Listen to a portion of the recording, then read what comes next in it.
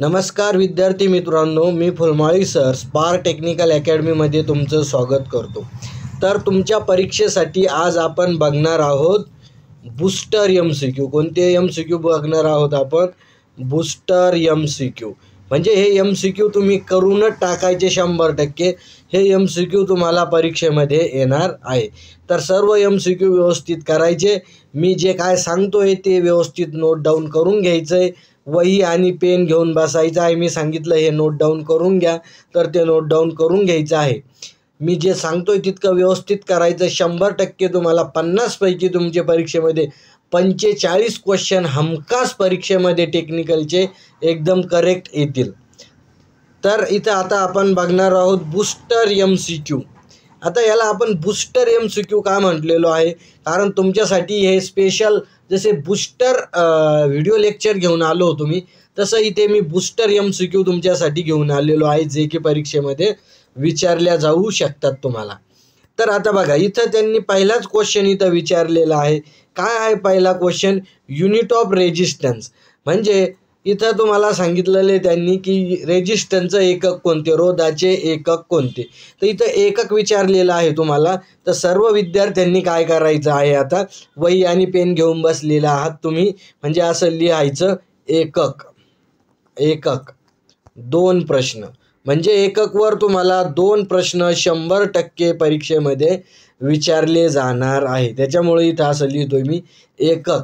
म्हणजे मग तुम्ही काय करायचं, सगळे एकक ऑलरेडी ॲपमध्ये दिलेले आहे मी, किंवा आपल्या टेस्ट सिरीजमध्ये दिलेले आहे एकक। ते सर्व एकक तुम्ही पाठ करायचे, रोज डेली एकक वाचायचे। म्हणजे तुमचे 2 एकक आले म्हणजे 4.4 मार्क तुमचे काय आहे, करेक्ट येऊन तुम्हाला परीक्षेमध्ये करेक्ट येऊन जातात। त्याच्यामुळे एकक सर्वांनी व्यवस्थित इथं करायचे आहे, इम्पॉर्टंट्स आहेत। त्याच्यामुळे एकक सर्वांनी करायचे आहे। आता बघा, इथे त्यांनी काय विचारलेलं आहे, सगळ्यात पहिले युनिट ऑफ रेजिस्टन्स। तर रेजिस्टन्सचं युनिट विचारलेलं आहे। तर काय याचं उत्तर आहे? कमेंट्समध्ये सर्वांनी उत्तर कमेंट्स करायचे आहे उत्तर। चला कमेंट्समध्ये उत्तर सांगा काय काय आहे याचं। तर बाकीचे सर्व विद्यार्थ्यांचं याचं उत्तर बरोबर आलं पाहिजे, ॲक्युरेट। एकाही विद्यार्थ्यांचा प्रश्नाचं उत्तर चुकता कामा नये।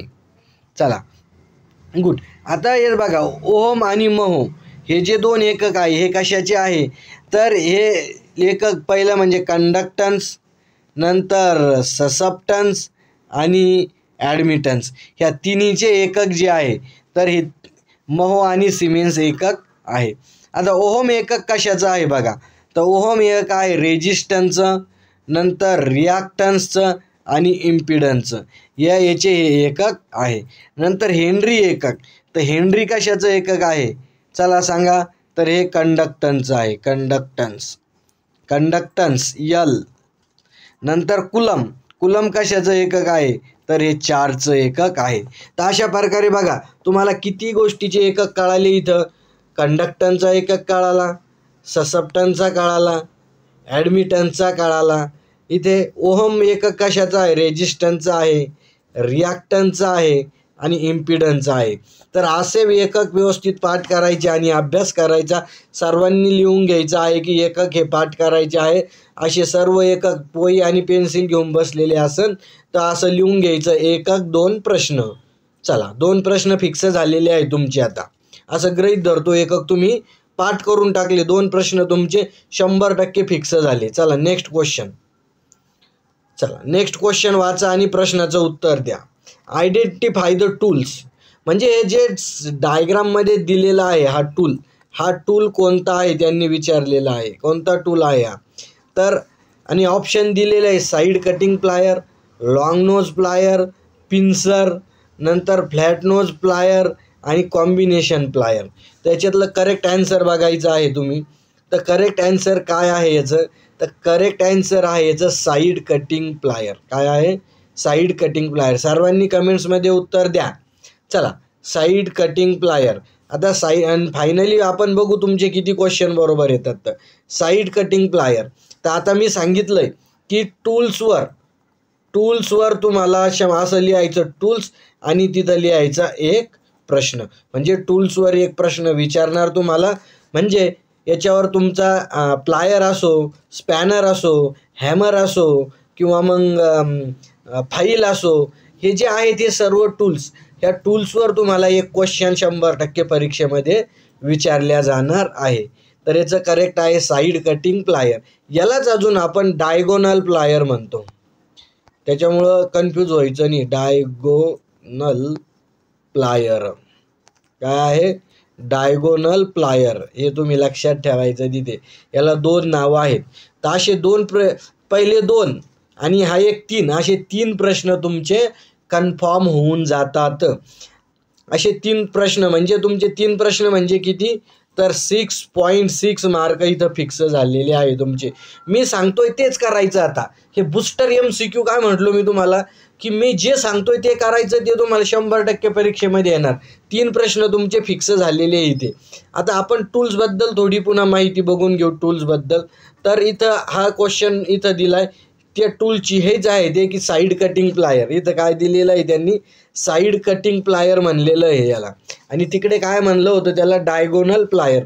तर तीच ही पक्कड आहे, म्हणजे तेच टूल आहे, फक्त याला वेगवेगळे नाव आहेत. तर आता बघू आपण थोडं डिटेल्समध्ये बघायचं आहे आपल्याला, म्हणजे तुमचा अभ्यास पण सगळा व्यवस्थित होईल.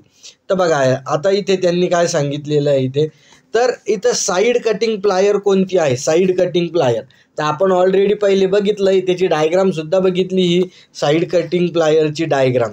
परंतु याच्यासोबत तुम्हाला त्याचं फंक्शन पण माहीत पाहिजे, कारण ते एखाद्या वेळेस विचारू शकतात की साईड कटिंग प्लायर किंवा डायगोनल प्लायरचं कार्य काय आहे. तर बघा, यास डायगोनल कटिंग प्लायर असे सुद्धा म्हणतात. या प्लायरची रचना आकृतीत दाखवल्याप्रमाणे असते, म्हणजे अशी.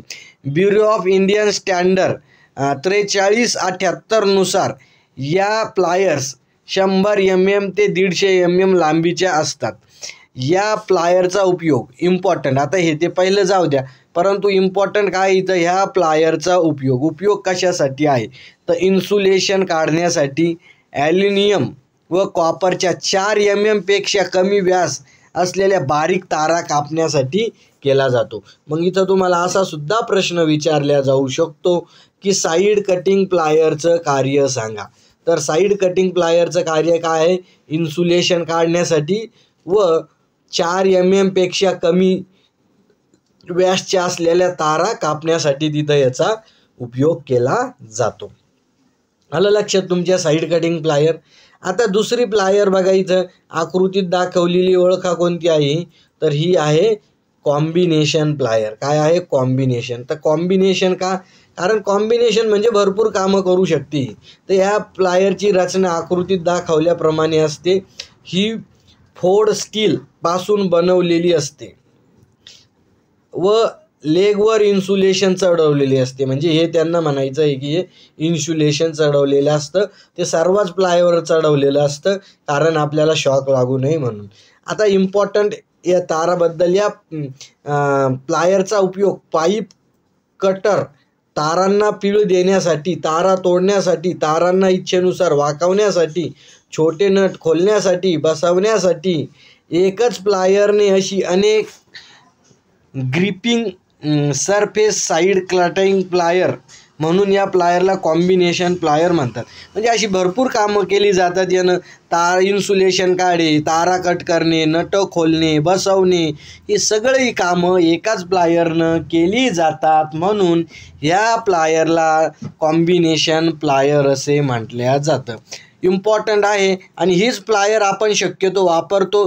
तुम्ही आतापर्यंत जी प्लायर वापरता तुमच्या घरी ती असते कोणती?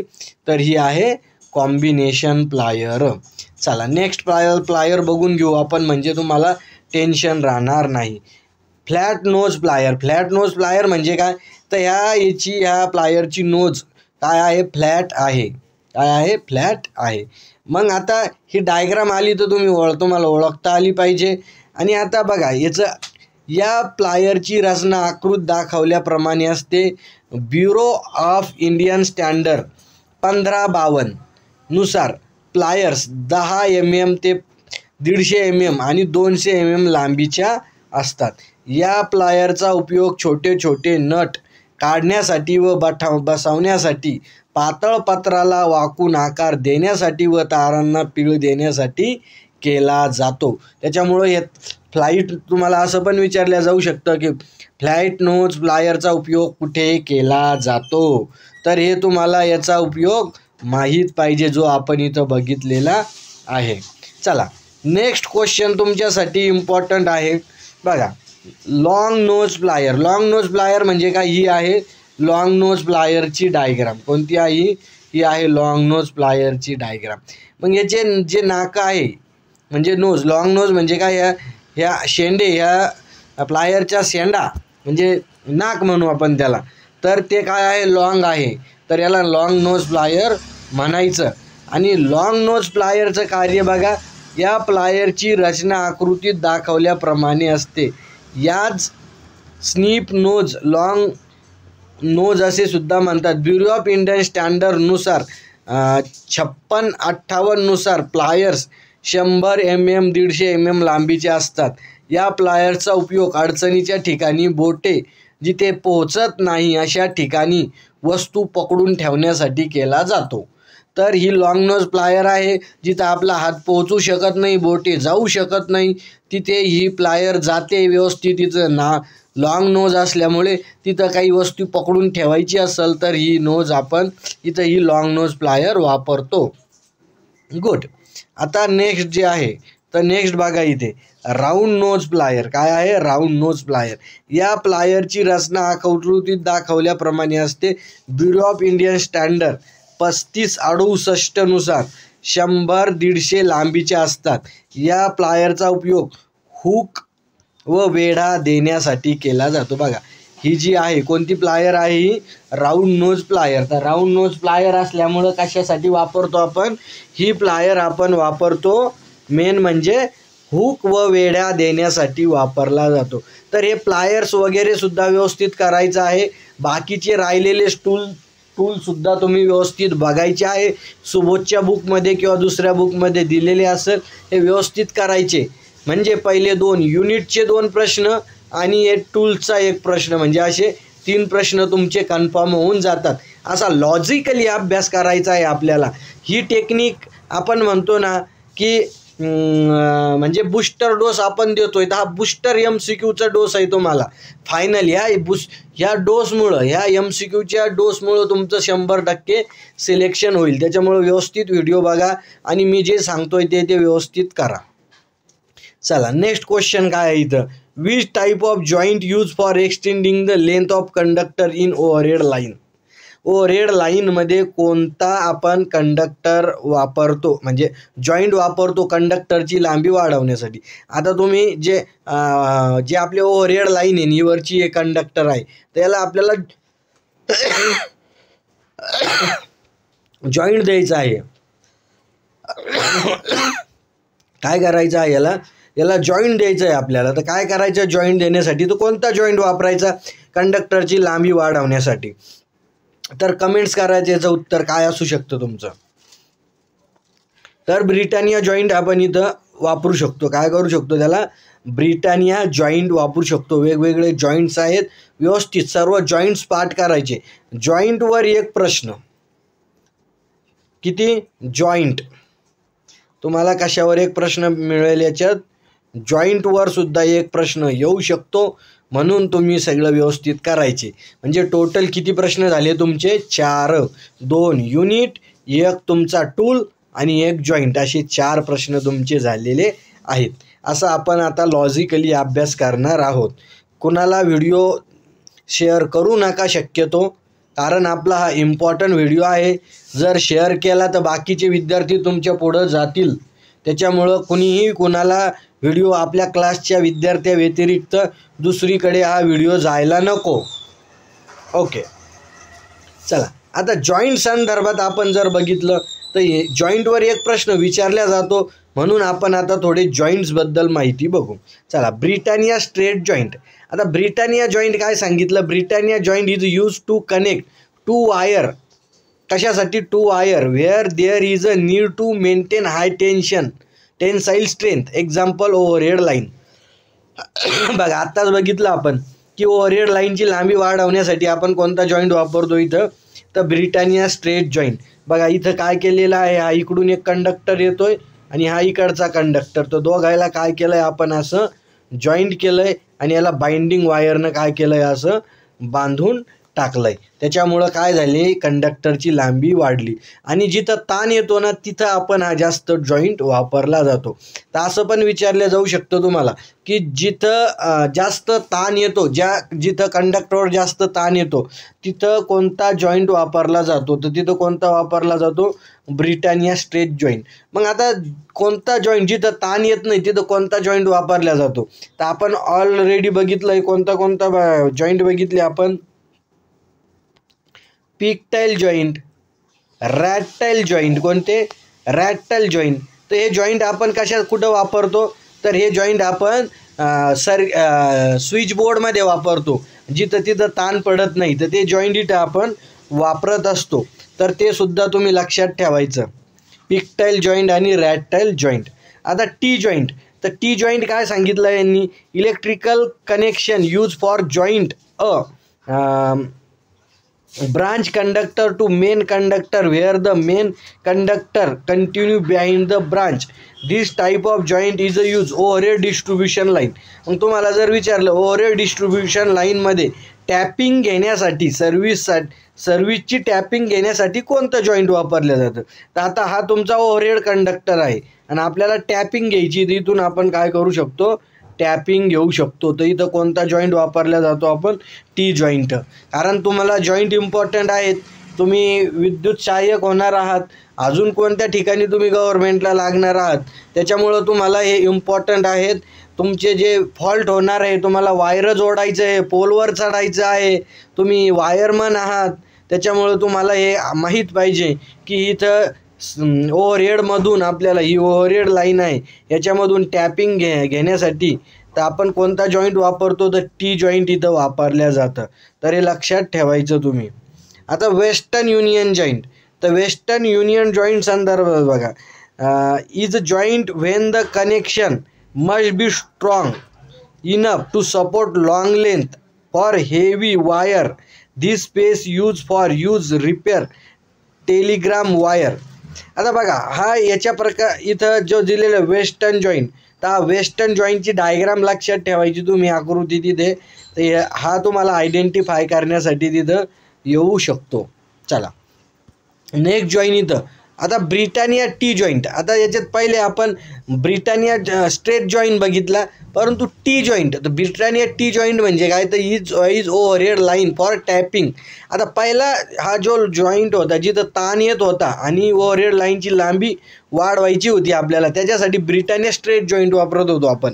परंतु इथे ब्रिटानिया टी जॉईंट वापरायला लागलो, कारण इथं आपल्याला टॅपिंग घ्यायची आहे. तर टॅपिंग घ्यायची असेल तर तिथून आपण काय करतो, ब्रिटानिया टी जॉईंट वापरतो. तर हे सुद्धा डायग्राम तुम्ही लक्षात ठेवायची. नंतर मॅरिड जॉईंट म्हणजे मॅरिड कपल जॉईंट लक्षात ठेवा. हे असं मॅरिड कपल जॉईंट आहे. तर हे जॉईंट लक्षात ठेवा, हे दोन्ही वायर जे आहे एकमेकामध्ये काय केलेली आहे, गुंतून टाकलेले आहे, असे जॉईंट केलेले आहे, तर त्याला मॅरिड कपल जॉईंट म्हणतो. तर married joint is a electrical joint use for joining the multi stand conductor.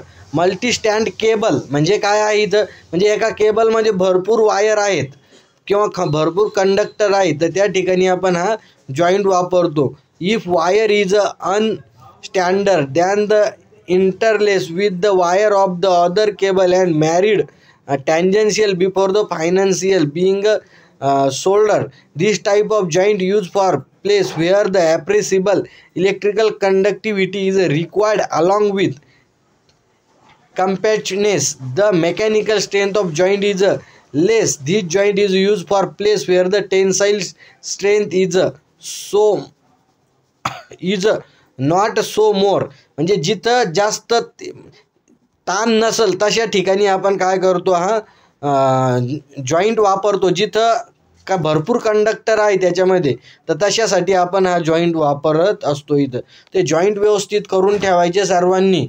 तर जॉईंटवर एक प्रश्न तुम्हाला 100% परीक्षेमध्ये विचारणार. सरांनी सांगितलं की जॉईंटवर क्वेश्चन 100% येणार, तर लगेच सर्व जॉईंट करायचे. सरांनी सांगितलं टूल्सवर एक क्वेश्चन येणार, लगेच टूल्स करून टाकायचे. सरांनी सांगितलं युनिट येणार, तर युनिट सर्व करून टाकायचे, युनिटवर 2 क्वेश्चन येणार. चला गुड. नेक्स्ट क्वेश्चन तुमच्यासाठी व्हेरी इम्पॉर्टंट अजून. आता इथं काय सांगितलं, in DC circuit laws are related to current and voltage. म्हणजे DC विद्युत मंडळामध्ये विद्युत धारा व दाबशी संबंधित असलेला नियम कोणता आहे. तर बघा, आता इथं कुलमचा नियम आहे का, तर नाही, कुलमचा नियम असू शकत नाही. कारण कुलमचा नियम काय आहे, F = Q1 × Q2 भागिले Dचा वर्ग. हा आपण कुलमचा नियम बघितला होता. नंतर फॅराडेचा नियम तर तुम्हाला माहीतच आहे, KCL किर्चॉफ करंट लॉ आणि उजव्या हाताचा नियम. तर हे सुद्धा नाही, हे सुद्धा नाही, हे सुद्धा नाही. तर याच्याशी संबंधित कोणता आहे, ओहमचा नियम. तो ओहमचा नियम व्यवस्थित करून ठेवायचा. ओहमच्या नियमावर एक क्वेश्चन तुम्हाला फिक्स येणार. किती क्वेश्चन येणार, फिक्स एक. मी तुम्हाला सांगितलं की ॲज इट इज सांगेल मी तुम्हाला कसे क्वेश्चन येणार. तर हे बघा, ओहमच्या नियमावर एक क्वेश्चन, म्हणजे टोटल किती क्वेश्चन झाले आतापर्यंत, 5 क्वेश्चन. आणि ओहमच्या नियमावर ओहमचा नियम पाठ करायचा. आता ओहमच्या नियमावर एक क्वेश्चन झाला, तर त्याच्या संदर्भात फक्त ओहमच्या नियमावर अजून काय क्वेश्चन येऊ शकतो, तर हा बघा ओहमचा नियम. तो ओहमच्या नियमामध्ये तुम्हाला हा ओहमचा नियम पाहिजे. एक त्याचं स्टेटमेंटसुद्धा माहीत पाहिजे. काय स्टेटमेंट आहे ओहमच्या नियमाचं, तो ओहमचा नियम काय सांगतो, एखाद्या विद्युत मंडळाचे तापमान कायम असताना करंट हा म्हणजे I = V/R. तर करंट हा व्होल्टेजच्या समप्रमाणात असतो आणि रोधाच्या व्यस्त प्रमाणात असतो. हे आपण ऑलरेडी बघितलं. तर एखादं स्टेटमेंट जरी दिलं तुम्हाला, तर हा कोणता नियम आहे असं जरी सांगितलं, तर तुम्हाला माहीत पाहिजे की हा कोणता नियम आहे, ओहमचा नियम आहे. मग ओहमचा नियम जो आहे तर ओहमचा नियमावर तुम्हाला एक गणितसुद्धा विचारलं जाऊ शकतं. म्हणजे बघा, आता हे सूत्र तुम्हाला माहीत पाहिजे. म्हणजे एका सूत्रावरून, म्हणजे तुम्हाला I दिला आहे 10 एम्पियर आणि रेजिस्टन्स दिला आहे तुम्हाला 0.5. तर तुम्हाला ठीक आहे, 0.5 नाही, आपण थोडं जास्त घेऊ. रेजिस्टन्स दिला आहे तुम्हाला किती, 20 एम्पियर, सॉरी 20 ओहम. रेजिस्टन्स किती होऊ, तर तुम्हाला व्होल्टेज काढा असं येऊ शकतं. तर व्होल्टेज काढा, चला कमेंट्समध्ये उत्तर द्या. तर हे सूत्र वापरायचं तुम्हाला. तर इथं करंट किती दिला आहे 10 आणि रेजिस्टन्स किती 20, म्हणजे किती झाला आहे 200 व्होल्ट. उत्तर किती आलं, 200 व्होल्ट. तर असं पण तुम्हाला गणित येऊ शकतं ओहमच्या नियमावर. म्हणजे मी सांगितलं की ओहमच्या नियमावर एक गणित येणार, एक प्रश्न येणार. तर हा प्रश्न एक तर व्होल्टेज काढायला येऊ शकतं किंवा करंट काढायला येऊ शकतं. म्हणजे तुम्हाला व्होल्टेज दिलं 200 आणि रेजिस्टन्स दिला 5, तर तुम्हाला सांगतील ते करंट काढा. तर व्होल्टेज किती दिलं इथं 200, तर करंट किती दिला, रेजिस्टन्स दिला 5, तर करंट किती येतो सांगा, 5 × 5 = 5 × 20, म्हणजे किती 40 एम्पियर.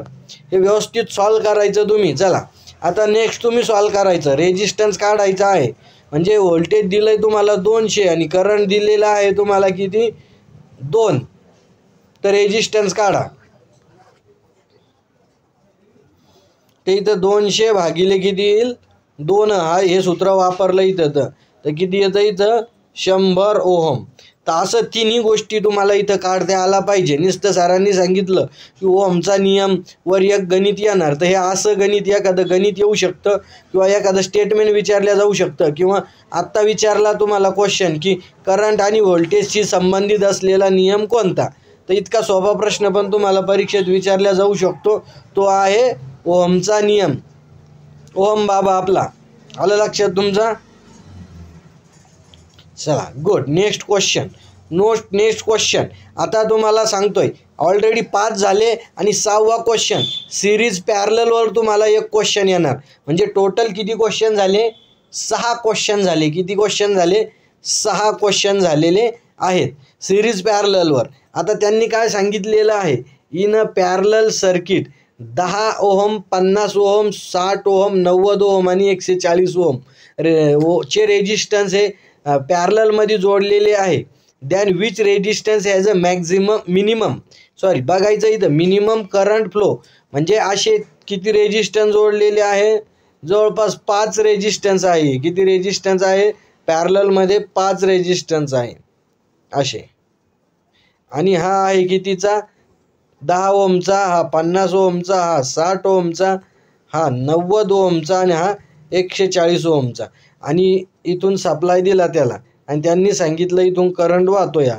तर त्यांनी सांगितलं की कोणत्या रेजिस्टन्समधून सर्वात कमी करंट वाहिलं. तर इथं लॉजिकली क्वेश्चन ह्या, तर मी तुम्हाला नेहमी सांगितलं होतं करंट कसा वाहतो, तर जिकडे जास्त कमी रेजिस्टन्स आहे तिकडे वाहतो जास्त करंट. मग आता आपल्याला कमी करंट कुठे वाहील, जिकडं जास्त रोध आहे तिथे. म्हणजे मग ह्या सगळ्यात जास्त रोध याचा आहे, म्हणजे याच्यातून मिनिमम करंट वाहील. तर हे सध्या तुम्हाला माहीत पाहिजे, असा लॉजिकली प्रश्न होता हा. तर मी नेहमी सांगत असतो, समजा आपण एखादा व्यक्ती, हा करंट म्हणजे एक व्यक्ती असा इकडून जातोय, एखादा व्यक्ती इकडून जातोय, हा 10 आहे म्हणजे इथं 10, ह्या रस्त्यानं 10 माणसं जातात, ह्या रस्त्यानं 50, इकडून 60, इकडून 90 आणि इकडून 140.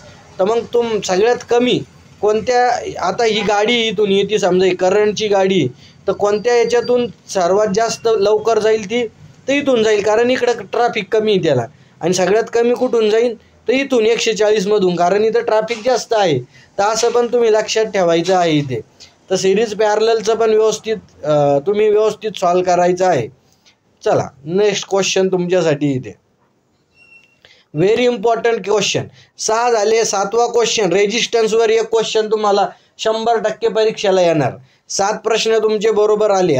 एक 15 मिनिटाचं, आतापर्यंत 15 मिनिटाचंच लेक्चर झालं, परंतु 15 मिनिटात तुमचे 7 क्वेश्चन बरोबर आणून दिली मी.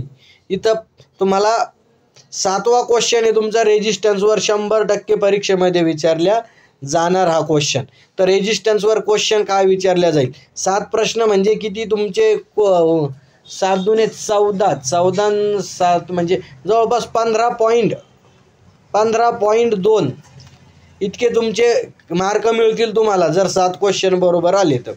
आता बघा इथे, तर यांनी काय सांगितलंय, if the diameter of resistance wire is half than it's resistance become, म्हणजे त्यांनी सांगितलं जर वाहकाचा अभ्यास नाही, सॉरी, इथं थोडं हे झालं आहे, ठीक आहे. इथं वाहकाचा रोध काय आहे, इथं वाहकाचा रोध हा अर्धा केल्यास रोधावर काय परिणाम होईल. म्हणजे त्यांनी काय सांगितलं की वाहकाचा रोध अर्धा केल्यास,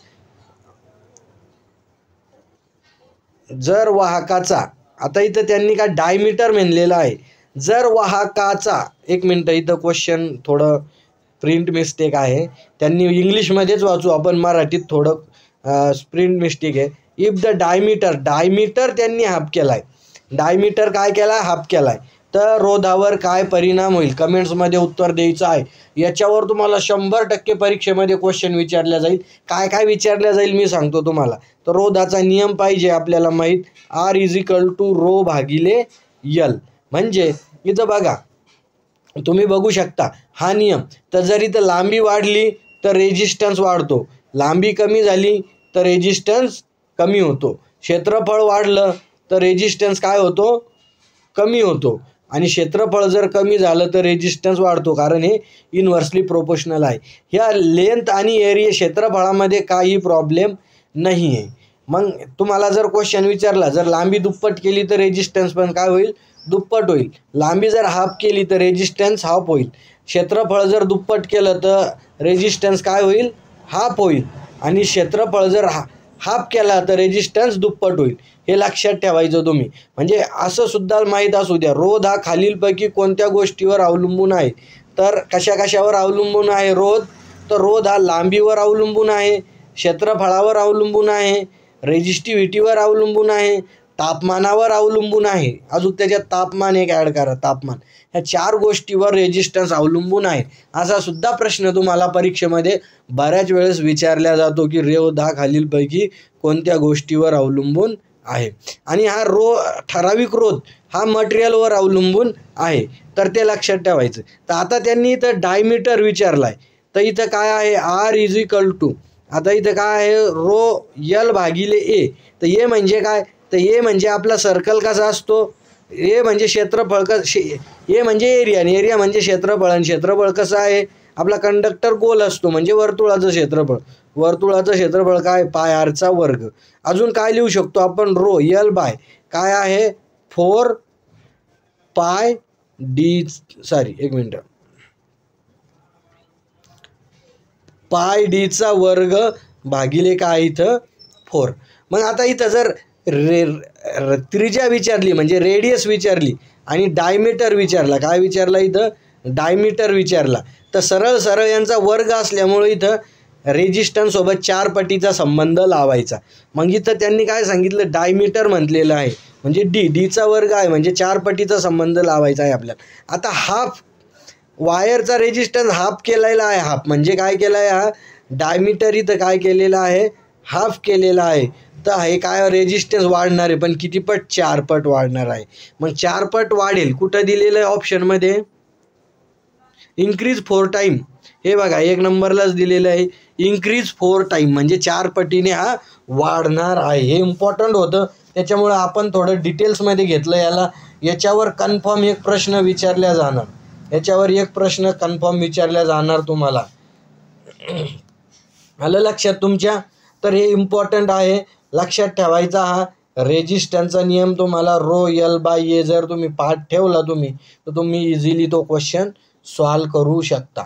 चला नेक्स्ट क्वेश्चन तुमच्यासाठी इम्पॉर्टंट क्वेश्चन. आता बघा इथं काय सांगितलेलं आहे त्यांनी की कॅल्क्युलेट द, आता इथं बघा calculate the total voltage between terminal A and B, म्हणजे टर्मिनल ए आणि बी मधलं टोटल व्होल्टेज किती आहे त्यांनी विचारलेलं आहे.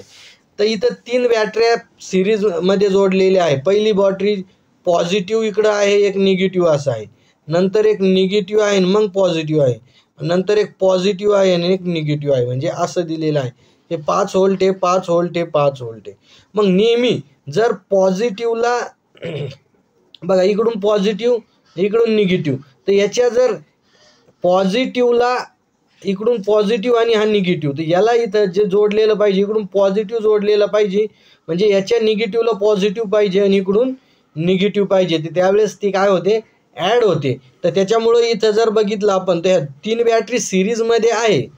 3 बॅटरी काय दिलेली आहे, ह्या सिरीजमध्ये तर दिलेली आहे पण यांची पोलारिटी थोडी चेंज आहे. याची बघा इथं पोलारिटी चेंज असल्यामुळे इथं एक पॉझिटिव्ह इकडून पॉझिटिव्ह आहे इकडून निगेटिव्ह आहे, परंतु इथं निगेटिव्ह आहे आणि इथं पॉझिटिव्ह आहे, इकडं पुन्हा पॉझिटिव्ह आहे आणि इथं निगेटिव्ह आहे, म्हणजे इथं ह्या दोन्ही ॲड होईल, हे 2 व्होल्टेज ॲड होईल.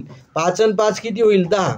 परंतु हे जे आहे इथलची बॅटरी याच्यातून निगेटिव्ह मायनस होईल, म्हणजे इथं किती होईल, इथं 10 - 5 म्हणजे 5, म्हणजे 5 व्होल्टेज तुमचं उत्तर असेल. तर इथं ह्या टर्मिनलच्या भोवती किती व्होल्टेज असेल, 5 व्होल्टेज उत्तर असेल. तर हे तुम्ही करायचं. तर त्याच्यासाठी आपण थोडी कन्सेप्ट घेतोय तुमच्यासाठी. तर बघा बॅटरी आपण सिरीजमध्ये जोडू शकतो. तर इथं काय आहे, ही बॅटरी जोडलेली आहे सिरीजमध्ये, कशा जोडलेल्या आहे, सिरीजमध्ये, आणि ही जोडलेली आहे पॅरललमध्ये. तर मग तुम्हाला असा पण क्वेश्चन विचारला जाऊ शकतो की जर 2 बॅटरी सिरीजमध्ये जोडल्या तर व्होल्टेज काय होतं, वाढतं. म्हणजे ह्या बॅटरी सिरीजमध्ये जोडल्या, बघा इकडं पॉझिटिव्ह निगेटिव्ह. आता हे जे आहे तर पूर्ण ज्या बॅटरी जी आहे तर आपण काय करतो इथं, तर सिरीजमध्ये बॅटरी जोडली आपण, हे डायग्रामचं जाऊ द्या, परंतु बॅटरी सिरीजमध्ये जोडली तर काय होतं, व्होल्टेज व्ही वाढतं. काय वाढतं, व्ही वाढते. आणि पॅरललमध्ये जोडली तर काय वाढतं, करंट वाढतो. त्याच्यामुळं लक्षात ठेवायचं, जर बॅटरी जर सिरीजमध्ये का जोडायच्या, म्हणजे आपल्याकडं आपल्याला 2 व्होल्टेज पाहिजे आणि आपल्याकडे एक व्होल्टेजच्या 2 बॅटरी आहेत, तर त्यांना काय करणार आपण, अशा सिरीजमध्ये जोडणार, म्हणजे आउटपुट आपल्याला काय मिळेल, मग 2 व्होल्ट, 1 व्होल्ट, म्हणजे आउटपुट किती मिळतं इथं, 2 व्होल्ट. तर हे सुद्धा इम्पॉर्टंट आहे, तुम्हाला विचारलं जातं सिरीज पॅरलल बॅटरीची जोडणी. बॅटरीवर तुम्हाला एक क्वेश्चन सुद्धा कन्फर्म विचारल्या जाईल. तर त्याच्यामध्ये हे लक्षात घ्या, बॅटरीमध्ये एक प्रायमरी बॅटरी असते, कोणती, प्रायमरी, आणि एक कोणती असते, सेकंडरी. तर इम्पॉर्टंट आहे प्रायमरी बॅटरी म्हणजे काय आणि सेकंडरी बॅटरी म्हणजे काय. तर प्रायमरी बॅटरी म्हणजे काय, तर जी बॅटरी आपण यूज अँड थ्रो म्हणजे काय, वापरा आणि फेकून द्या, म्हणजे ड्राय सेल, काय आहे, घडीमधले सेल, रिमोटमधले सेल, टी व्हीचे सेल. तर ही झाली प्रायमरी बॅटरी. आणि सेकंडरी बॅटरी म्हणजे काय, रिचार्जेबल बॅटरी, म्हणजे संपली की पुन्हा चार्ज करायची, पुन्हा संपली की परत चार्ज करायची, म्हणजे तुमच्या मोबाईलची बॅटरी, ॲटोमोबाईलची बॅटरी. तर हे बॅटरी संदर्भात हे इम्पॉर्टंट लक्षात ठेवायचं. आणि याचे उदाहरणसुद्धा आपण ऑलरेडी दुसऱ्या व्हिडिओमध्ये घेतलेले आहे, त्याचे उदाहरणसुद्धा तुम्ही बघायचे आहे. त्याच्यामुळं प्रायमरी बॅटरी काय असतं आणि सेकंडरी बॅटरी काय असतं आणि त्यांचे एक्झाम्पल हे तुम्ही करूनच टाकायचे. आणि त्यांची केव्ही रेटिंग कशामध्ये असते, बॅटरीची रेटिंग कशामध्ये असते, तर ॲम्पियर हवरमध्ये असते. तर हे लक्षात ठेवायचं. बॅटरीवर एक क्वेश्चन, म्हणजे टोटल आतापर्यंत किती क्वेश्चन झाले तुमचे, 8 क्वेश्चन तुमचे कंप्लीट होऊन जातात इथे परीक्षेमध्ये. असे तुमच्याकडून 50 क्वेश्चन मी बरोबर सांगणार आहे तुम्हाला कशावर येणार आहेत. तर बॅटरीवरचा एक क्वेश्चन झाला आपला. Next question important, very important, आणि याच्यावर एक क्वेश्चन ओपन सर्किट टेस्ट आणि शॉर्ट सर्किट टेस्ट ट्रान्सफॉर्मरमध्ये. ट्रान्सफॉर्मरवर तुम्हाला 6 ते 7 प्रश्न विचारले जाईल. किती? 7, म्हणजे 5 ते 7 म्हणू आपण, कमीत कमी 5 आणि जास्तीत जास्त 7 क्वेश्चन असे इतके प्रश्न तुम्हाला विचारले जाईल. त्याच्यामध्ये एक क्वेश्चन तुमचा ट्रान्सफॉर्मरमध्ये तुम्हाला 7 क्वेश्चन विचारले जातात. तर मग कोणते विचारले जातात लगेच मी सांगून देतो तुम्हाला. इथं इम्पॉर्टंट आहे, म्हणजे तुमचे हे ऑलरेडी तुमचे पहिले 7 क्वेश्चन तुमचे पहिले फिक्स झाले आणि बॅटरीचा एक धरून 8 क्वेश्चन फिक्स झाले. पहिले किती 8 प्रश्न फिक्स झाले आणि याचे तुमचे आपण 5च क्वेश्चन धरू, जास्त नाही. किती 5च क्वेश्चन धरू तुमचे ट्रान्सफॉर्मरचे. तर पहिला क्वेश्चन तुम्हाला विचारला जाईल की ट्रान्सफॉर्मरमध्ये खालीलपैकी कोणता घटक बदलत नाही? तर फ्रिक्वेन्सी बदलत नाही, फ्लक्स बदलत नाही, पॉवर बदलत नाही. नंबर 2, एक गणित विचारेल तुम्हाला. याच्यावर काय करेल तुम्हाला, एक गणित विचारल्या जाईल की तुम्हाला primary number of turn N1/N2 = I2/I1 याच्यावर तुम्हाला एक गणित विचारल्या जाईल. तर हे लक्षात ठेवायचं. तिसरा question open circuit test and short circuit टेस्टवर तुम्हाला एक गणित याच्यात कन्फर्म विचारल्या जाईल. Number 4 losses. काय आहे? लॉसेसवर म्हणजे तुम्हाला जे हिस्टेरिसिस लॉसेस आहे आणि एक एडी करंट लॉसेस आहे. तर हिस्टेरिसिस लॉसेस कसे कमी करू शकतो? चला सांगा कसे कमी करायचे. एडी करंट, तर एडी करंट लॉसेस लॅमिनेशन दिल्यामुळे कोरला लॅमिनेशन द्यायचं आणि किती द्यायचं? 0.5 mm जास्तीत जास्त.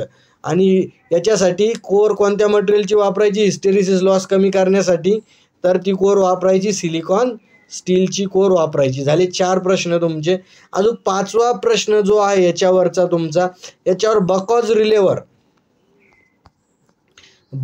रिलेवर एक प्रश्न विचारला जाईल तुम्हाला परीक्षेमध्ये. कशावर? बकॉज रिलेवर. म्हणजे असे 5 प्रश्न आणि 6वा प्रश्न याच्यावर तुम्हाला विचारला जाईल. तो म्हणजे कोणता? तुम्हाला फुल लोड दिलेला असेल, फुल लोडवर कॉपर लॉस 1600 असेल, फुल लोडवर कॉपर लॉस 1600 असेल, तर हाफ लोडवर लॉसेस किती असतील? तर हाफ लोडवर किती असेल? 400 असतील. त्याच्यात तुम्हाला हे पण लक्षात ठेवायचं आहे तुम्हाला की ट्रान्सफॉर्मरमध्ये जे मॅक्झिमम इफिशियन्सीची क्षमता सांगा. म्हणजे मॅक्झिमम इफिशियन्सी केव्हा असते? तर आयर्न लॉसेस = कॉपर लॉसेस. आणि एक 7वा प्रश्न आयडियल ट्रान्सफॉर्मरची कार्यक्षमता किती असते? 100%. किंवा मग आयडियल ट्रान्सफॉर्मरच्या वाइंडिंगचा रेजिस्टन्स किती असतो? हे विचारल्या जाऊ शकतं तुम्हाला. अजून एक 7 क्वेश्चन आणि एक 8वा क्वेश्चन काय विचारला जाऊ शकतो याच्यावर? कारण काही परीक्षेमध्ये 8 पण क्वेश्चन विचारलेले आहे ट्रान्सफॉर्मरवर की त्याचे सगळे पार्ट माहीत पाहिजे तुम्हाला आणि त्या पार्टचं फंक्शन माहीत पाहिजे. म्हणजे कोणते पार्ट आहे तुमचे ट्रान्सफॉर्मरचे पार्ट कोणते तुमचे? म्हणजे बकॉज रिले असेल किंवा मग ब्रीदर असेल, कन्झर्वेटर किंवा ऑइलचं फंक्शन इम्पॉर्टंट आहे. याच्यावर हातोडी मारायची. ऑइलचं फंक्शन तुम्हाला ऑफलाईन बॅचला माहीत असतील ते की ऑइलचं फंक्शन काय आहे तिथं. तर आणि हातोडी मारणं म्हणजे काय ऑलरेडी ऑफलाईनच्या बॅचला माहीत असेल. चला आलं लक्षात तुमच्या. एक मॅक्झिमम 8 क्वेश्चन याच्यावर विचारले जाऊ शकते, कमीत कमी 5 आणि जास्तीत जास्त 8.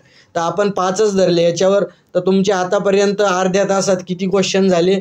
पहिले 8 आणि हे ट्रान्सफॉर्मरचे 5. 8 आणि 5 13 प्रश्न 100% तुमच्या परीक्षेमध्ये बरोबर येऊ शकतात जर तुम्ही हा व्हिडिओ बघितला असेल तर. व्हेरी इम्पॉर्टंट व्हिडिओ आहे हा. व्हिडिओ कुणालाही शेअर करू नका. आतापर्यंत तुम्हाला कुणीही म्हणलं असेल व्हिडिओ शेअर करा, परंतु मी म्हणेल कुणालाही व्हिडिओ शेअर करू नका. चला नेक्स्ट क्वेश्चन. 15 क्वेश्चन तुमचे ऑलरेडी झालेले आहेत. 13 क्वेश्चन. तर इथं बघा अजून काय लक्षात ठेवायचं आहे तुम्हाला. एक टेस्टबद्दल आपण बघितलं की टेस्ट कशासाठी घेतली जाते? ट्रान्सफॉर्मरवर टेस्ट कशासाठी घेतली जाते, तर शॉर्ट सर्किट टेस्ट कशासाठी घेतली जाते आणि ओपन सर्किट टेस्ट कशासाठी घेतली जाते. आता शॉर्ट सर्किट टेस्ट ही कशासाठी घेतली जाते, तर शॉर्ट सर्किट टेस्टमुळं आपण कॉपर लॉसेस काढू शकतो. काय काढू शकतो, कॉपर लॉसेस. आणि चला कमेंट्समध्ये सांगा ओपन सर्किट टेस्ट घेतल्यामुळं आपण कोणते लॉसेस कॅल्क्युलेट करतो.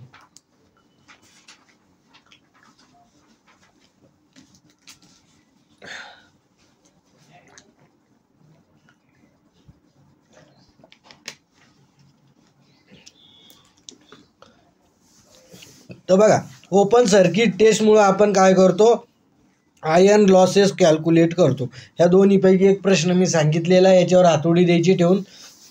तर इथे लक्षात घ्या की या दोन्हीपैकी आपल्याला एक क्वेश्चन विचारला जाणार आहे. अजून ॲडिशनल माहिती लक्षात ठेवायची त्याच्याबद्दल. तर शॉर्ट सर्किट टेस्ट आपण कोणत्या साईडला घेतो, तर इथं बघा कोणती साईडला घेऊ राहिलो, इकडे वॅटमीटर जोडलं, इथे ॲमीटर आणि इथं व्होल्टमीटर. तर HV साईडला, तर लक्षात घ्या HV साईडला आपण शॉर्ट सर्किट टेस्ट घेतो. कोणत्या साईडला घेतो, HV साईडला. तर बघा आपण तुम्हाला असा पण क्वेश्चन विचारला जाऊ शकतो परीक्षेमध्ये की शॉर्ट सर्किट टेस्ट कोणत्या साईडने घेतली जाते, तर ती HV साईडने घेतली जाते. आणि शॉर्ट सर्किट कोणती साईड शॉर्ट केली जाते, तर LV साईड. इथं बघा LV साईड काय केली जाते, तर शॉर्ट केली जाते. आणि ओपन सर्किट टेस्टमध्ये बघा तो ओपन सर्किट साईड कोणत्या साईडला घेतली जाते, तर LV साईडला ओपन सर्किट टेस्ट घेतली जाते. आणि ओपन कोणती केली जाते, तर ओपन कोणती साईड केली जाते, तर HV साईड ओपन केली जाते. तर असा पण क्वेश्चन विचारला की ओपन सर्किट टेस्टमध्ये कोणती साईड ओपन केली जाते, तर HV साईड ओपन केली जात असते. हे सुद्धा इम्पॉर्टंट तुम्ही लक्षात ठेवणं गरजेचं आहे. चला नेक्स्ट क्वेश्चन. आता बघा इथं काय सांगितलं आहे त्यांनी, what is the primary nature of transformer. म्हणजे what is the primary nature function of म्हणजे ट्रान्सफॉर्मरचं नॅचरल फंक्शन विचारायचं होतं त्यांना. तर रोहित रचे म्हणजे ट्रान्सफॉर्मरचे प्राथमिक गुण कोणते आहे. तर इथं लक्षात ठेवा ट्रान्सफॉर्मर मेन आपलं काय कार्य करतो ट्रान्सफॉर्मर, तर करंट स्टेपअप करतो का, करतो. परंतु हे प्रायमरी फंक्शन आहे का, तर नाही, प्रायमरी फंक्शन नाही. करंट स्टेप डाऊन करतो हा, परंतु प्रायमरी फंक्शन नाही. व्होल्टेज स्टेपअप करणे आणि स्टेप डाऊन करणे हे इम्पॉर्टंट आहे. व्होल्टेजला स्टेपअप करतो आणि स्टेप डाऊन करतो हे महत्त्वाचा पॉईंट आहे याच्यामध्ये. तर त्याच्यामुळे इथं काय आहे, हे करेक्ट उत्तर आहे तुमचं ट्रान्सफॉर्मर संदर्भात. चला आता त्याच्या संदर्भातच अजून थोडी माहिती घेऊन टाकू आपण स्टेपअप ट्रान्सफॉर्मर आणि स्टेप डाऊन ट्रान्सफॉर्मर संदर्भात. तर स्टेपअप ट्रान्सफॉर्मर बघा, तर use to increase the voltage म्हणजे व्होल्टेज वाढव. स्टेपअप ट्रान्सफॉर्मर काय करतो, व्होल्टेजला वाढवतो. आणि स्टेप डाऊन ट्रान्सफॉर्मर काय करतो, व्होल्टेजला कमी करतो. आणि अजून काय याचं फंक्शन आहे की स्टेपअप ट्रान्सफॉर्मरचं, तर number of turn on secondary side are greater than number of turn primary side. बघा स्टेपअप ट्रान्सफॉर्मरच्या सेकंडरी साईडचे टर्न जास्त असतात म्हणे आणि प्रायमरी साईडचे कमी असतात, बरोबर. आणि तर याच्यात काय आहे, तर स्टेप डाऊन ट्रान्सफॉर्मरचे प्रायमरीचे टर्न जास्त असतात आणि सेकंडरीचे कमी असतात. हे सुद्धा तुम्हाला लक्षात ठेवणं गरजेचं आहे. चला नेक्स्ट क्वेश्चन, इम्पॉर्टंट क्वेश्चन. बघा इथं सिरीज पॅरललवर थोडं लॉजिकल क्वेश्चन आहे. Which following given circuit total current flow are 2 ampere. म्हणजे या सर्किटमधून 2 एम्पियर करंट फ्लो होतोय. Then what is the value of R3. म्हणजे याच्यामधला हा R3ची व्हॅल्यू आपल्याला काय करायची आहे, काढायची आहे. बघा हा एक R1 R2 आणि R3 सिरीजमध्ये जोडलेले आहेत आणि याच्यातून 2 एम्पियर करंट वाहतोय. R1ची किंमत 8 ओहम दिलेली आहे, R2ची किंमत 2 ओहम दिलेली आहे. तर त्यांना सांगायचं आहे की R3ची किंमत काढा. तर आपण कशी काढू शकतो, तर बघा टोटल व्होल्टेज त्यांनी 40 दिलं, इथे 40 व्होल्टेज दिलेलं आहे. तर आता याच्यातून करंट वाहतोय असा, तर मग आपलं सूत्र काय आहे, V आपण सगळ्यात पहिले हे R1च्या अक्रॉसचं व्होल्टेज काढू.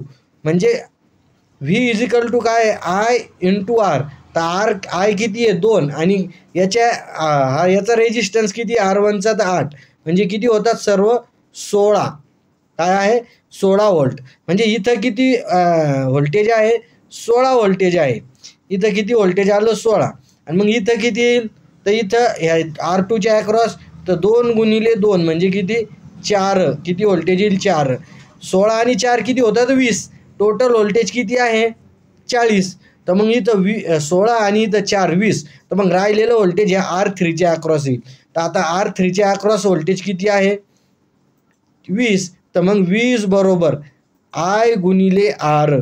मग I माहिती आहे का आपल्याला, तर I माहिती आहे 2 अँपिअर, तर इकडे जाईल भागिलेमध्ये, म्हणजे 20 भागिले 2 म्हणजे किती 10 ओहम.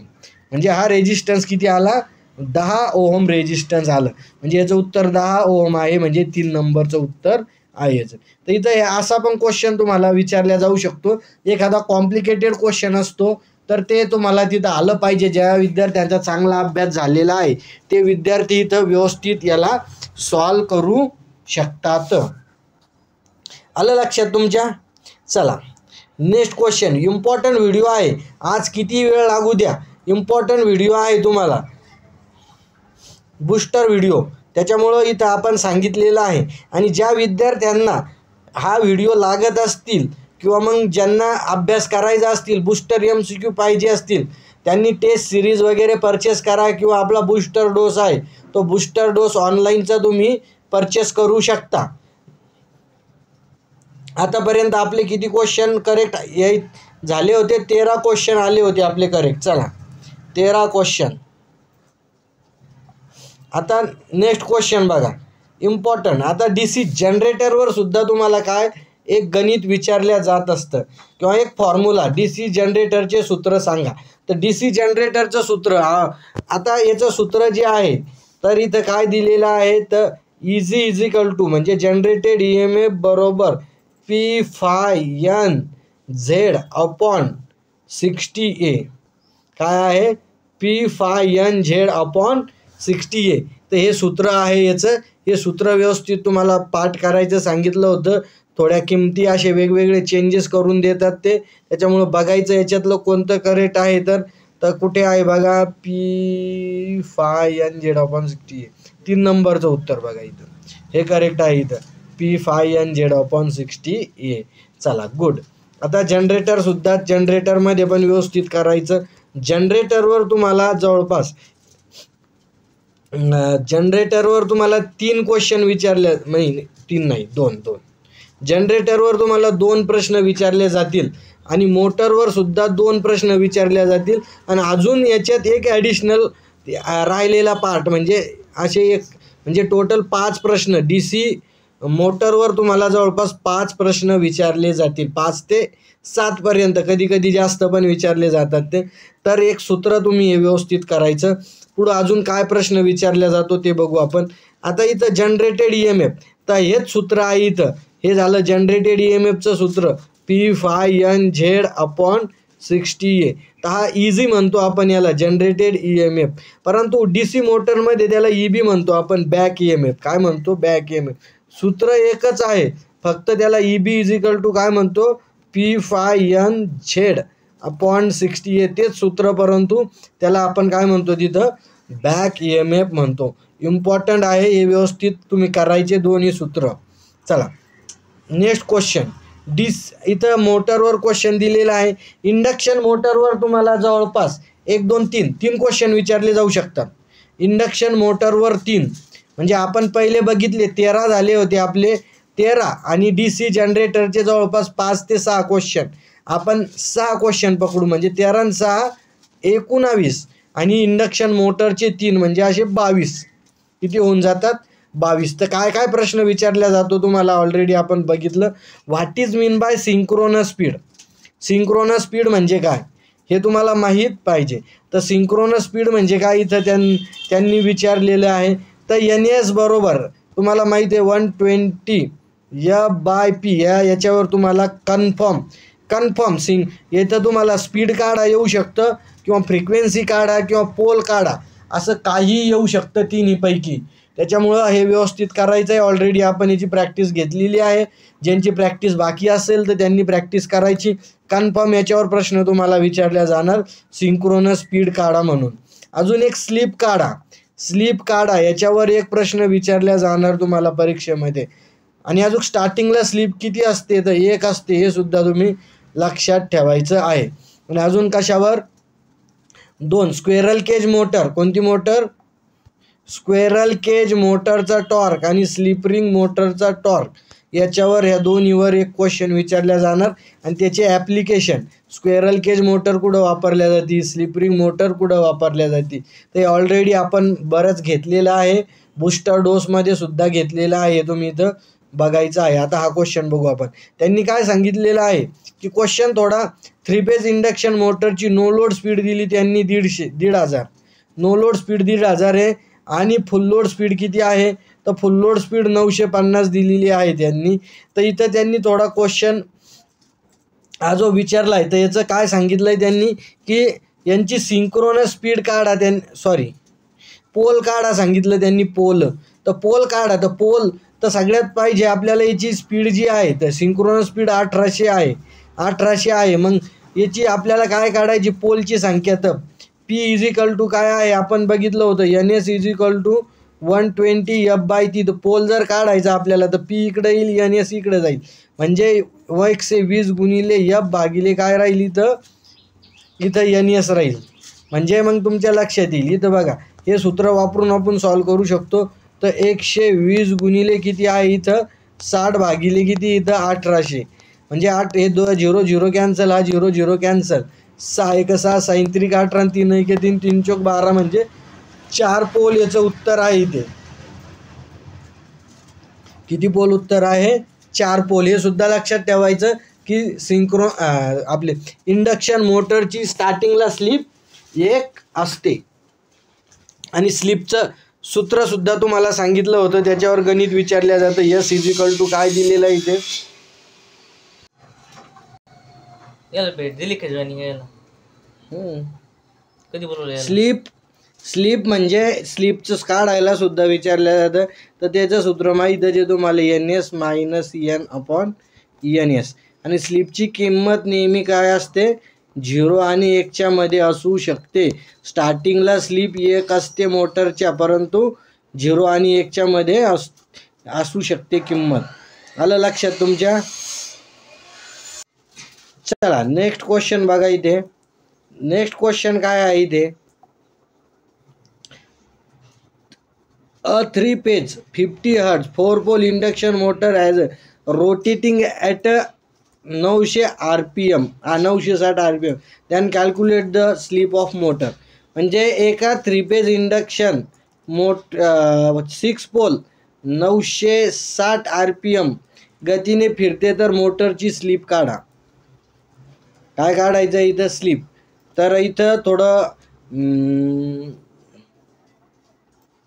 तर मोटरची काय काढायची इथं? स्लिप काढायची आहे.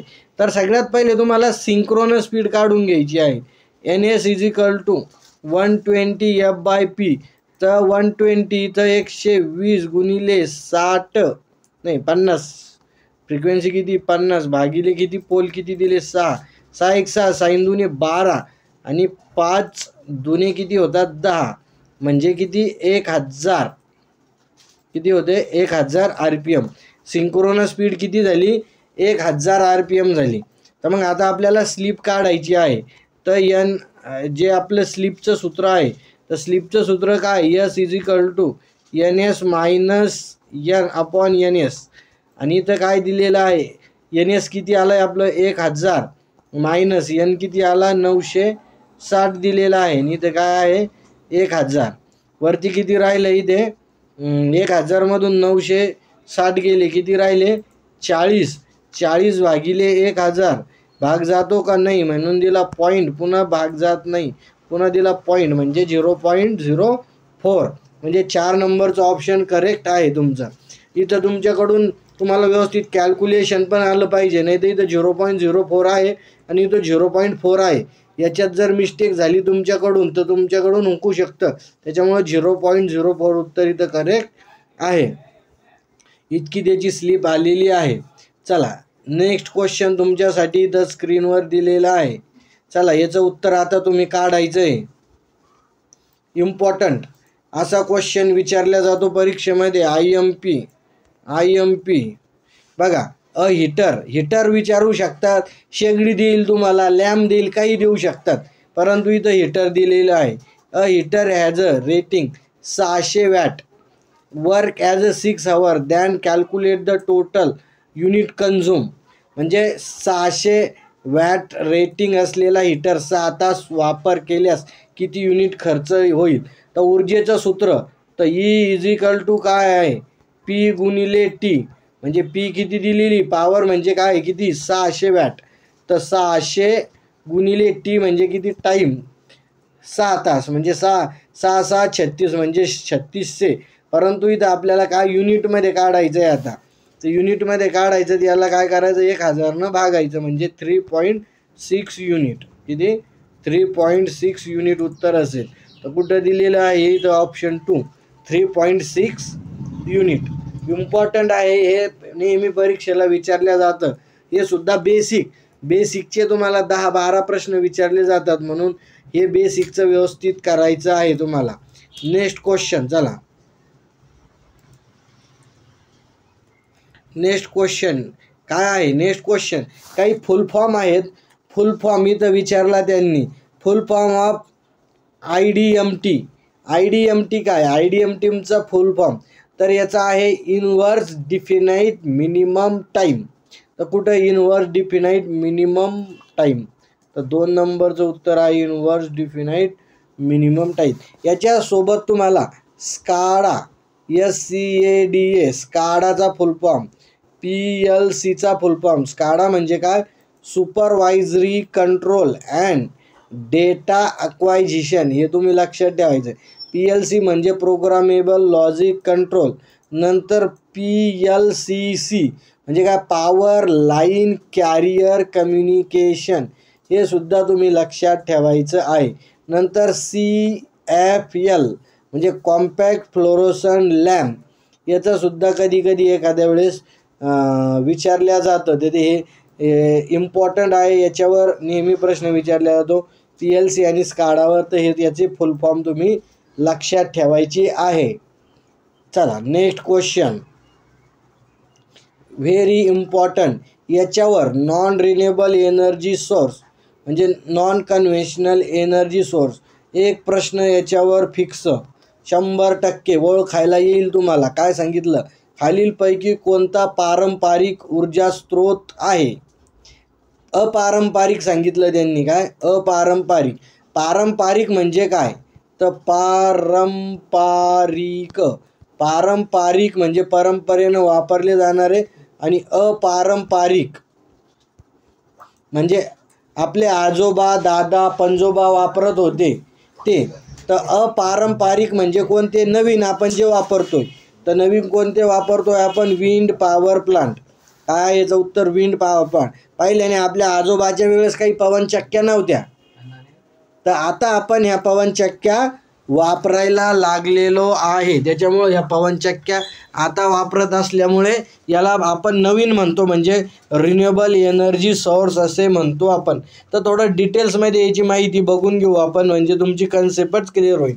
सोर्स ऑफ एनर्जी, एक कन्व्हेन्शनल एनर्जी सोर्स, यालाच आपण म्हणतो पारंपरिक. आणि रिन्युएबल म्हणजे काय, तर अपारंपरिक. तर अपारंपरिक म्हणजे काय, तर अपारंपरिक म्हणजे आता आपण जे नवीन वापरतोय ते, म्हणजे biogas energy, solar energy, wind energy, tidal energy, energy from urban waste म्हणजे जे आपण कचऱ्यापासून वीज निर्मिती करतो त्याला डिकम्पोज करून, तर ती एनर्जी. आणि जे आपले आजोबा पंजोबा वापरत होते ती कोणती आहे, कोळशापासून, पेट्रोलियम पासून, किंवा मग लाकडापासून, किंवा अणुऊर्जा.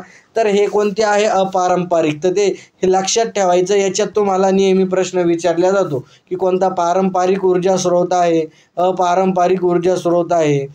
तर हे तुम्हाला माहीत पाहिजे. सोलारसुद्धा काय आहे, रिन्युएबल एनर्जी सोर्स आहे, जे आपण आता नवीन वापरत आहोत. तर हे इम्पॉर्टंट आहे. याच्यावर कन्फर्म एक प्रश्न तुम्हाला परीक्षेमध्ये विचारला जातो. मी नेहमी सांगतोय की याच्यावर कन्फर्म एक प्रश्न विचारला जातोय, म्हणजे तुम्ही कन्फर्म करूनच ठेवायचं. तर बघा आता आपण समजा कोळसा वापरून वीज निर्मिती करतो, त्याला थर्मल पॉवर प्लांट म्हणतो. ते नॉन रिन्युएबल म्हणजे काय, याला आपण पारंपरिक म्हणतो, परंपरेपासून वापरत आलेलो आहे. म्हणजे आपल्या आजोबा पंजापासून हे थर्मल पॉवर प्लांट आहे, न्यूक्लिअर पॉवर प्लांट आहे, डिझेल पॉवर प्लांट आहे, हायड्रो पॉवर प्लांट आहे. आणि नवीन कोणते? Wind, biogas, tidal, geothermal, solar. तर हे तुम्ही लक्षात ठेवायचे आहे. आणि हे आपण का वापरतो? आपण हे रिन्युएबल का वापरायचे? आपण नवीन सोर्स का वापरायचे? कारण याच्यापासून प्रदूषण होत नाही. होतं का? सोलारपासून प्रदूषण होतं का? नाही होत. पवनचक्कीपासून होतं का? नाही होत. तर हे असे जे आहेत त्यांच्यापासून प्रदूषण होत नाही. आणि आपण जे वापरतो कोळसा जाळून, डिझेल जाळून, पेट्रोल जाळून, अणुऊर्जा यांच्यापासून खूप सारं प्रदूषण होतं. म्हणून आपल्याला प्रदूषण कमी करण्यासाठी आपण काय करतो? नॉन रिन्युएबल एनर्जी सोर्सकडे जातो आहे. सूर्यापासून, सूर्याची किरण वापरतो, त्याच्यापासून वीज निर्मिती करतो सोलारपासून, त्याच्यापासून प्रदूषण होत नाही. म्हणून हे प्रदूषण कमी करण्यासाठी सरकार काय करत आहे? सोलारमध्ये सबसिडी देत आहे. वापरा रे बाबांनो सोलार, प्रदूषण कमी करा, नवीन सोर्स वापरा. तरीही आपण काय करतो? वापरत नाही, सोलार बसवत नाही घरावर. तर सर्वांनी घरावर काय बसवायचे आहे? सोलार बसवायचे आहे. नाहीतर मग तुमच्याच गळ्यात आपण म्हणतो ना, पर्यावरणाचा नाश केला तर त्याचा आपल्याला तोटा होईल. तर हे इम्पॉर्टंट आहे. तर कोणते सोर्स आपले पारंपरिक आहे आणि अपारंपरिक ते तुम्ही लक्षात ठेवायचे आहे. याच्यावर एक प्रश्न तुम्हाला 100% विचारल्या जाईल परीक्षेमध्ये. चला, हां बघा, हे मी तुम्हाला सांगितलं होतं की ट्रान्सफॉर्मरवर एक गणित विचारल्या जाणार. तर एक 100 kVAचं 50 hertz transformer primary winding turn. Primary winding turn म्हणजे N1 दिला आहे तुम्हाला 80 दिलेला आहे. आणि सेकंडरी टर्न म्हणजे N2 दिला आहे तुम्हाला किती? 60 दिलेले आहे. आणि प्रायमरी वाइंडिंग करंट म्हणजे I1 दिला आहे तुम्हाला किती? 5 अँपिअर दिला आहे. आणि I2 काढायचा आहे. तर सूत्र काय आहे आपलं? N1/N2 इज इक्वल टू काय आहे? I2/I1. मग I2 काढायचा आहे. तर I2 इज इक्वल टू काय राहील इकडे? N1/N2 गुणिले I1. मग N1 किती दिलेलं आहे इथे? 80 भागिले 60 गुणिले किती आहे? 5. 0 0 कॅन्सल. आणि 8 पंचे 40. 40 भागिले किती इथं? किती येतात? 6 दिलेलं आहे का? 40 भागिले 6. ठीक आहे. 6 1 6, 6 6 36. कुठं चुकतं आहे का आपलं? ठीक आहे, परत करू आपण. एक मिनटं काहीतरी चुकलं असेल इथं. एक तर किमतीमध्ये चुकलं असेल. 1 मिनटं बघू द्या मला.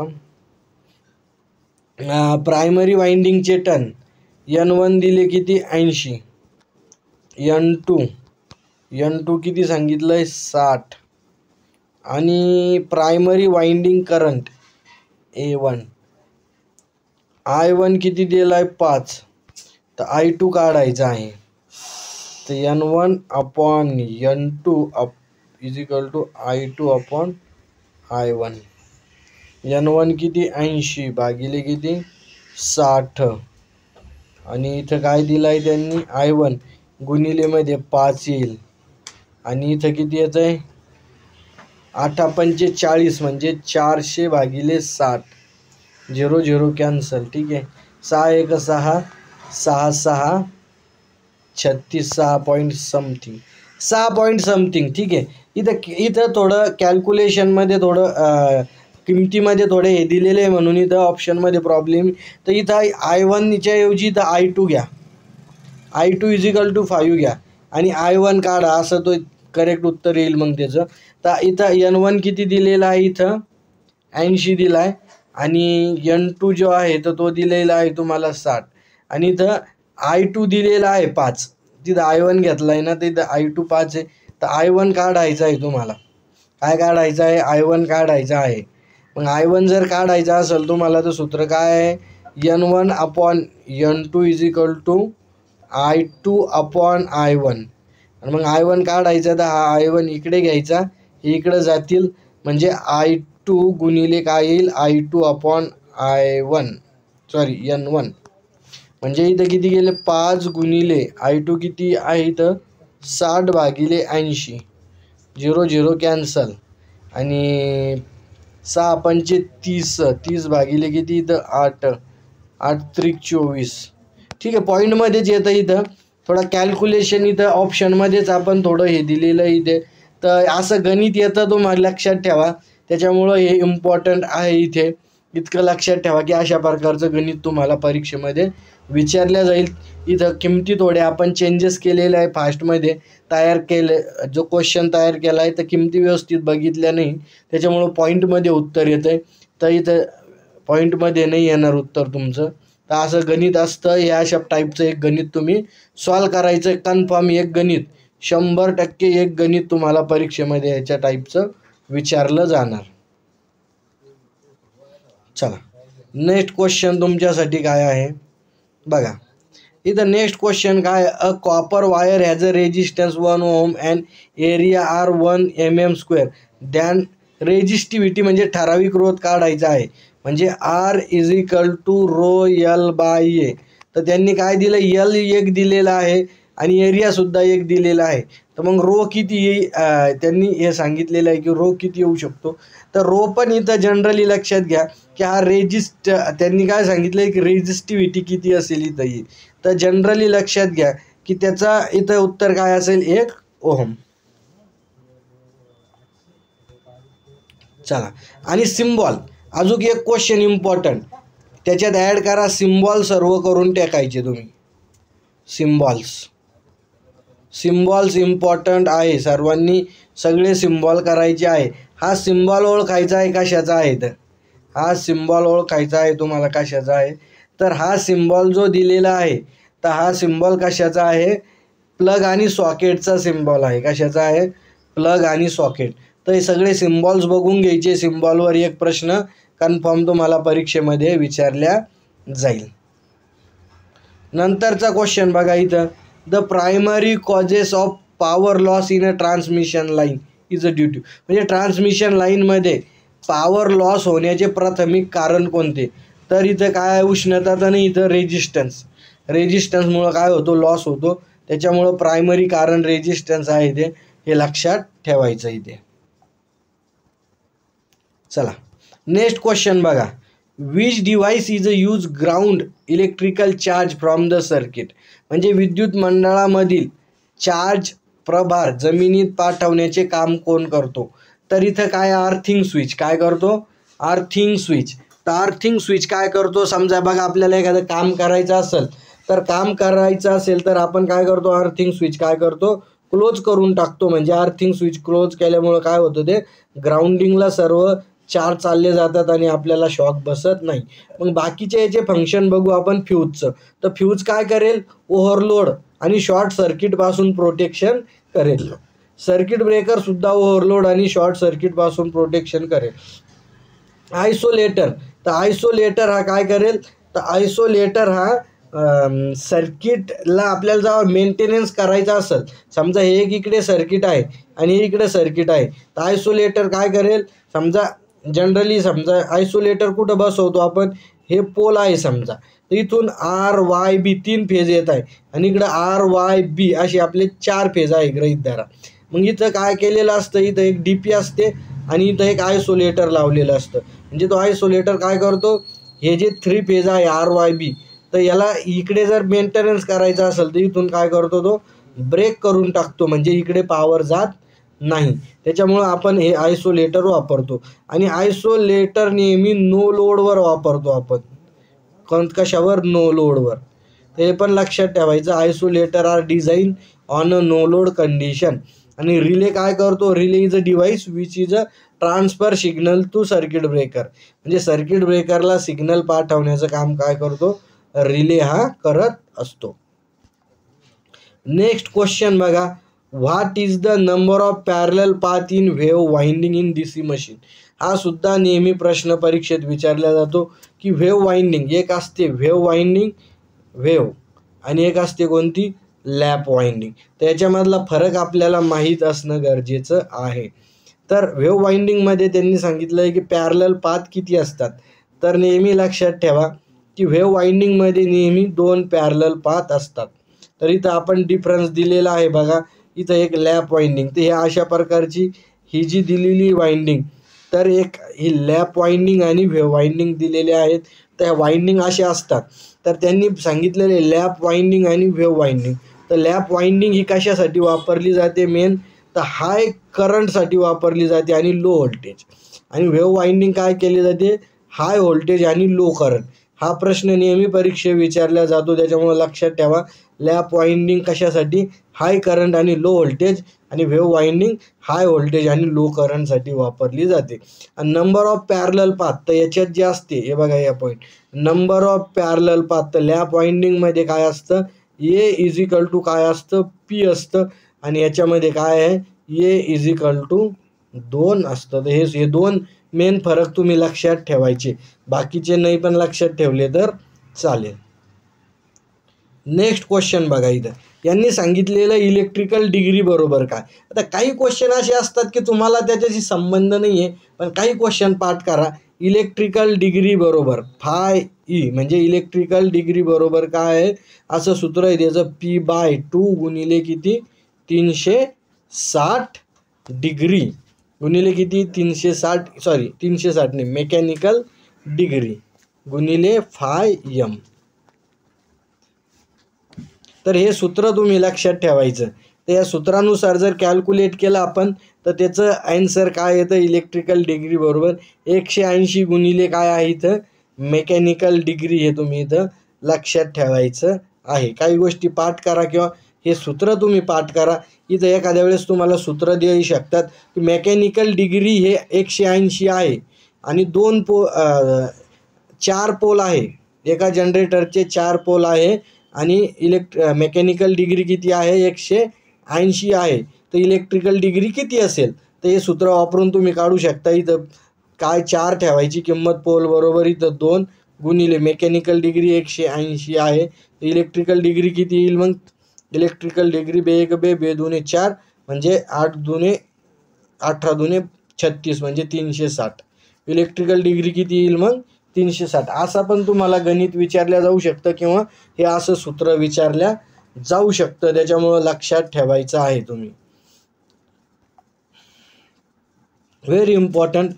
In DC machine interpole winding are connected in, म्हणजे DC मशीनमध्ये इंटरपोल वाइंडिंग ही जोडलेली असते. तर कशी जोडलेली असते, तर आर्मेचर वाइंडिंगच्या सिरीजमध्ये जोडलेली असते. तर बघा थोडं इंटरपोल वाइंडिंग म्हणजे काय, तर इथं बघा, इथं जे आहे हे झाले मेन पोल, हे काय आहे इथं मेन पोल, आणि यांच्यामध्ये काय इथं एक छोटासा इंटरपोल आहे. तर याच्यावर काय करतो आपण, ही इंटरपोलवर काय करतो, ही वाइंडिंग गुंडाळतो. आणि हे बघा ह्या इंटरपोल इथं आर्मेचरच्या सिरीजमध्ये ती जोडलेली आहे, म्हणून हे लक्षात ठेवायचं. मग ही का बरं जोडायची, तर आर्मेचर रिॲक्शन कमी करण्यासाठी. म्हणजे जो आर्मेचर रिॲक्शन होती, त्या आर्मेचर रिॲक्शनमुळे खूप परिणाम होतात. एक मॅग्नेटायझिंग परिणाम, एक डिमॅग्नेटायझिंग परिणाम आणि एक क्रॉस मॅग्नेटायझिंग परिणाम. आणि याच्यामुळं काय होतं, कम्युटेशन व्यवस्थित होत नाही, स्पार्किंग वगैरे होते किंवा व्यवस्थित आपल्याला DC व्होल्टेज व्यवस्थित मिळत नाही. म्हणून आपण काय करतो मग, इंटरपोल वाइंडिंग वापरतो. आणि अजून दुसरं काय शिकलो आपण ऑफलाईन बॅचमध्ये, अजून याच्यामध्ये काय करतो, असे खाचे पाडतो मेन पोलला आणि त्याच्यात काय करतो, कॉम्पेन्सेटिंग वाइंडिंग बसवतो, कॉम्पेन्सेटिंग वाइंडिंग. त्याच्यामुळं काय होतं, तर आर्मेचर रिॲक्शनचा परिणाम कमी होतो आणि आपल्याला व्यवस्थित DC EMF मिळतो. तर हे सुद्धा तुम्हाला इम्पॉर्टंट आहे, ते आपण बघितलं. आणि हा व्हेरी इम्पॉर्टंट क्वेश्चन आहे. कम्युटेटरचा वर 100% परीक्षेमध्ये प्रश्न विचारला जाणार तुम्हाला, की in a DC generator what is the function of commutator. DC जनरेटरमध्ये कम्युटेटरचे कार्य काय आहे. नंबर 1, ACचं DCमध्ये करणे, DCचं ACमध्ये करणे, ACचं AC, DCचं DC आणि DCचं BCमध्ये करणे. तर महत्त्वाचं याचं उत्तर काय आहे, ACचं DCमध्ये करणे. जे जनरेटरमध्ये काय करेल, जनरेटरमध्ये ACचं AC to DC आणि मोटरमध्ये DC मोटरमध्ये काय करेल, हा DC to AC. आणि मशीनमध्ये काय करेल, हा तर दोन्ही व्हाईस वर्सा. मशीन म्हणजे काय, मोटर असू शकते आणि जनरेटर असू शकते, दोन्हीपैकी कोणतंही असू शकतं तिथे.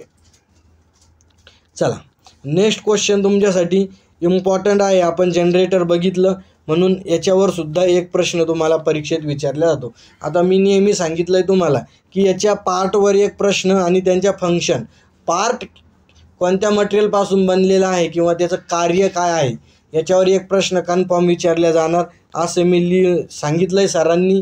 म्हणजे याचा अर्थ काय तुम्ही असं लिहायचं की DC मशीन कन्स्ट्रक्शन यांच्या पार्टवर किंवा मग त्याच्या पार्टवर आणि त्यांच्या फंक्शनवर एक क्वेश्चन परफेक्ट विचारल्या जाणार. म्हणजे आता तो कोणता क्वेश्चन विचारला जाऊ शकतो तर आपण इथं डिटेल्समध्ये बघू.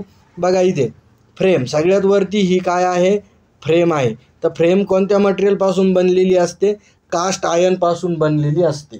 कशापासून, कास्ट आयर्न. मग त्याचं कार्य काय आहे तर आतील जे फिरणारे भाग आहे त्यांचं संरक्षण करणे आणि चुंबकीय मंडळ पूर्ण करणे. म्हणजे याच्यातून जे फ्लक्स वाहत आहे त्यांना काय करणे, हे फ्लक्स वाहून नेणे हे फ्रेमचं किंवा योकचं कार्य आहे. नंतर जी आहे बघा फ्रेम बघितलं आपण फ्रेम. आता नंतर बघा फील्ड वाइंडिंग. तर ही फील्ड वाइंडिंग काय करेल, या पोलवर फील्ड वाइंडिंग बसवलेली आहे. तर फील्ड वाइंडिंग काय करेल, चुंबकीय क्षेत्र निर्माण करेल. पोल शू, हे पोल शू म्हणजे इथं असे आपण क्रॉस केलेले आहे पोल. तर हे क्रॉस का केले इकडे पोल, त्याला म्हणायचं पोल शू. तर पोल शू काय करेल, हा सारख्या प्रमाणात चुंबकीय क्षेत्र वितरण करेल सगळीकडे. नंतर कम्युटेटर बघितलं आपण. कम्युटेटर कोणत्या मटेरियलपासून बनलेलं असतं, कॉपर मटेरियलपासून. आणि तो काय करतो, ACचे DC रूपांतर करतो जनरेटरमध्ये. आर्मेचर कंडक्टर काय करेल, याच्यात EMF निर्माण करेल. आणि नंतर ब्रशेस. ब्रशेस कोणत्या मटेरियलपासून बनलेले असतात, एक कार्बन, नंतर ग्राफाईटपासून बनू शकतात किंवा कॉपरपासून. तर कमी करंट असेल तर कार्बनचे ब्रशेस वापरायचे, मध्यम करंट असेल तर ग्राफाईटचे वापरायचे, नाहीतर मग जास्त करंट असेल तर कॉपरचे वापरायचे. आणि कॉपर ब्रशेसचं काम काय आहे, current to collect the current, म्हणजे करंट गोळा करणे हे त्याचं कार्य आहे. तर हे इम्पॉर्टंट होतं, याच्यावर एक क्वेश्चन कन्फर्म तुम्हाला परीक्षेमध्ये विचारल्या जातो. असे बरेच, आता आपण मोजले नाही परंतु बरेच प्रश्न झालेले आहे आपले. असे प्रश्न तुम्हाला मी सांगितलेले आहे, तेच क्वेश्चन करायचे तुमचे. जर मी सांगितले तेच क्वेश्चन केले तर हे 100% तुम्हाला म्हणजे 45+ तुमचे क्वेश्चन परीक्षेमध्ये करेक्ट येतील. नाही तर मग गाद्यासारखं रटायचं आपलं, कोणतेही MCQ करत बसायचे, असं करायचं नाही.